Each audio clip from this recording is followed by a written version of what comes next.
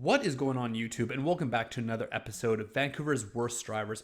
Let's start this video off with a clip from a Surrey Starbucks where you can just picture what happened here. This person basically went to go get their frap or their latte or whatever it is, and instead of just driving through this drive-through like a normal person, they're just gonna try and pull away from the drive-through and try and do a U-turn or something, and then they get stuck. And then Christian sent in this video. I'm not sure entirely if it's a fail or a win, but at least this guy saved it. That's all we can say. At least he saved it and saves ICBC some money. And then Grey Wolf sent in this video where this jaywalker from downtown East Side was inches away from becoming roadkill on the side of a road. This accident could have been easily avoided had the person A just tried to figure out where they're going beforehand, and B just made a simple shoulder check. That's all they had to do. It just seems really hard to believe that some people think that overtaking a cyclist while driving on the opposite side of the road is a good idea, especially when traffic's coming toward them. And then this video is filmed at Trout Lake in Vancouver, which you all know is a pretty busy lake, yet this person somehow managed to get onto the gravel walking path with their car. Let me know in the comment section below what you guys think about this. Is this a smart move or a dumb move? This Yaris driver basically drives down the seawall in English Bay, drops off their beach stuff at the spot they want, and then drives back to find a parking spot somewhere else on the road. This video is the classic I'm going to signal and go and not yield, which is just such a classic Vancouver move. And this van just pulls it off right ahead of Squid Slap. And the thing is with this is this truck probably doesn't even see the van signaling. Don't get me wrong, he could have let him in, but he doesn't legally have to stop for this van. This is an insane hit and run captured in Burnaby, I believe on Wellington Avenue. I don't know the backstory of this. This contact between the two vehicles actually looks like it's on purpose. I wonder if they're kind of having some sort of road rage incident here. This pickup truck driver just books it out of here though. He's just backing up as fast as he can down the street. And this is just such a crazy move because I just feel like somebody else could have easily been hit here. So the dash camera is chasing him. And what's nuts about this guy gets out and actually takes the license plate off the back of his truck before driving off, and he doesn't have a license plate in the front either, so there's no way of knowing exactly who this guy even is. Alright, so I know Ruman is driving fast, I get it, okay? People have been saying that on Instagram, but here's the thing. This Civic could have easily shoulder checked, it wasn't that hard. Up next, let's get into a whole bunch of videos with people driving the wrong way down the street, shall we? Starting off with this pickup truck driver who is backing out of a driveway, but for some reason, I guess maybe they turned their steering wheel the wrong way.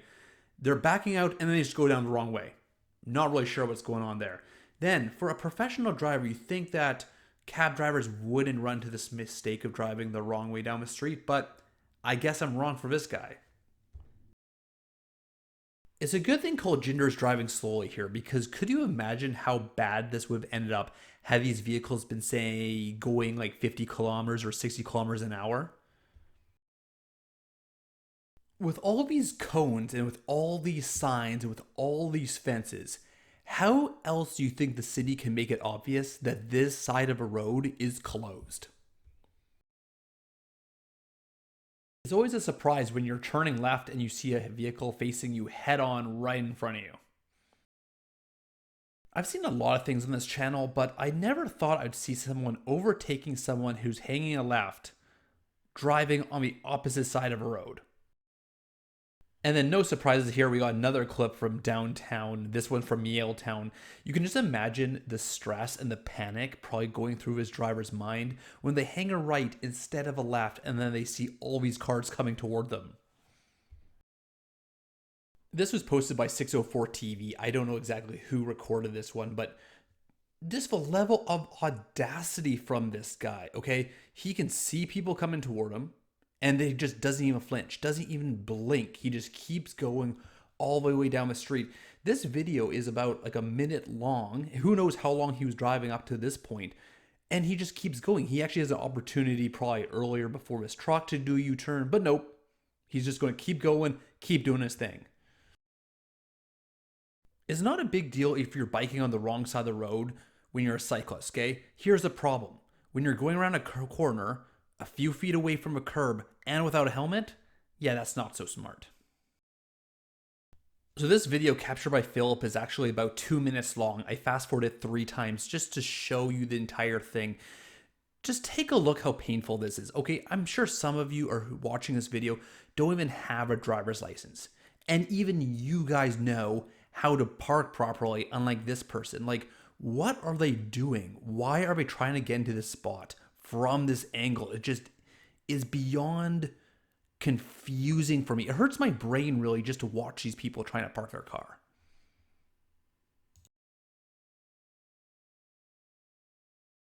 And then here's a photo that's causing me more brain damage. These 2 cars are parked in the middle of the intersection. They're parked at the line for a crosswalk, okay, thinking that's where they're supposed to stop.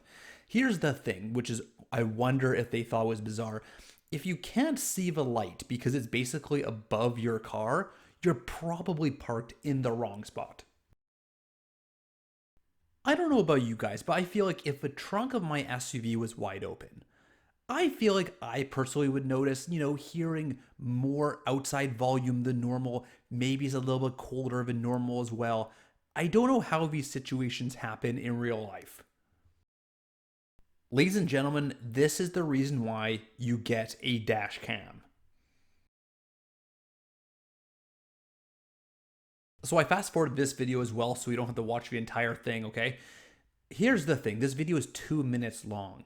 And almost the entire time in this video clip, this SUV is driving in the bike lane and in their normal lane. Like, why? Why do they need to do this? I don't get it. It's like as if they want the line beneath their car. It's like a weird OCD thing. I just don't understand. I feel like some Evo drivers are just losing their minds completely. Like, check out this guy. He's turning left to where? Where? There's nowhere for him to go. It's pretty astonishing that some people are so bad at making turns that they can cut off 2 drivers at the same time, just making a simple left. And then Andre captures another guy. This guy cuts off a car in front of him and, of course, takes zero accountability that they do so and blocks off the road because the other guy's honking. So I know we're all supposed to be patient with new drivers out there on the road, like this guy cutting off Alan. The problem with this video clip, that's a driving instructor driving by himself in the car. So I know the dash camera doesn't come to a complete stop at the red light here, but take a look at this U-turn here, ladies and gentlemen. Could you imagine if you're H for a second and your front end gets smashed up by a bunch of cones simply because there's somebody around you not shoulder checking? This was a terrifying situation captured by Gita Cheese photography. This cyclist is trying to cross at this crosswalk here, and this truck is going to almost smash into all 3 of these people because he's not paying attention. And here's going to be a rear dash cam footage of the same thing happening here. Now, I'm going to go on a rant for a second, okay? When I saw the photos of this spot, I was like, what the hell is going on with the design of this spot? There's a crosswalk there with the lines on the ground, and this sign saying, cross here when safe. So does that mean the cyclist yields? Does it mean the cars yield? Like, this is an awful, awful design. So here's my 2 cents, okay? If you're going to skateboard in the middle of a road wearing all black, be at least somewhat good at skateboarding. You can tell that this cop is sleep deprived or something because you know they have no idea what's going on. You can tell that this pedestrian had just had enough of people around him. He's done. He's just like, get the hell out of my world. So check out this douchebag taxi driver. He is going to run his stop sign, okay? And as Andrew's honking at him, he's just going to pull a stunt like this and just park himself right in the middle of the intersection to prove a point. Like, what's he trying to prove? What's he trying to prove? He is in the wrong here. I know I've been preaching a lot about shoulder checking, but here's another prime example of why it's super duper important.